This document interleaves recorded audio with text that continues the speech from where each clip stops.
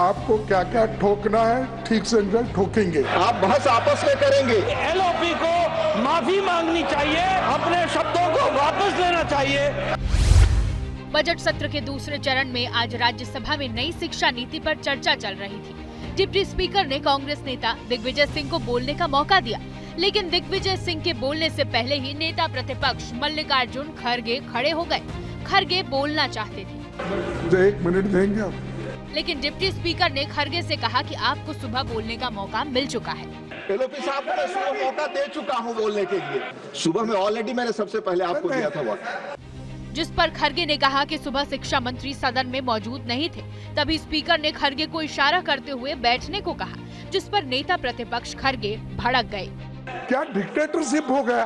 मैं आपसे हाथ जोड़ के विनती कर रहा हूँ। को अनुरोध कर रहा हूं, माननीय दिग्विजय जी को बोलना है। नहीं, मेरा बोलना है। हम बोलने के लिए तैयार भी किए हैं और आपको क्या क्या ठोकना है ठीक से ठोकेंगे। खड़गे के इन्हीं शब्दों पर बीजेपी ने आपत्ति दर्ज की। बीजेपी ने इसे चेयर का अपमान बताते हुए माफी की मांग की। लीडर ऑफ द ऑपोजिशन जो इतने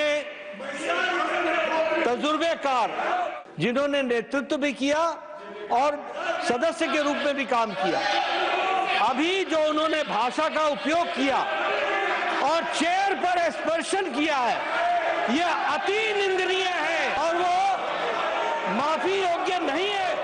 फिर भी एलओपी को माफी मांगनी चाहिए और बताना चाहिए, अपने शब्दों को वापस लेना चाहिए। हंगामा बढ़ते देख नेता प्रतिपक्ष खड़गे फिर खड़े हुए और अपने बयान पर सफाई देते हुए कहा कि उन्होंने उपसभापति पर नहीं, सरकार पर निशाना साधा था। मैं कभी आपके लिए नहीं बोला। मैं सरकार के पॉलिसी को हम ठोकेंगे ये कहा। माफ करना, अगर आपको मेरे बातों से अगर ठोस लगी है तो मैं आपसे माफी मांगता हूँ, मैं सरकार से नहीं। माननीय खड़गे जी ने चेयर से माफी मांगी है। ये उनका एक सांसद के रूप में और एक वरिष्ठ नेता के रूप में ये जेस्चर जो है ये सराहनीय है।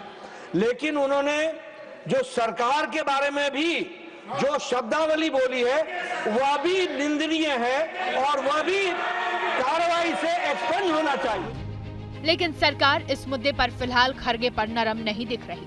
कल से शुरू हुआ सत्र 4 अप्रैल तक चलेगा, यानी तब तक सदन में हंगामा रहने वाला है।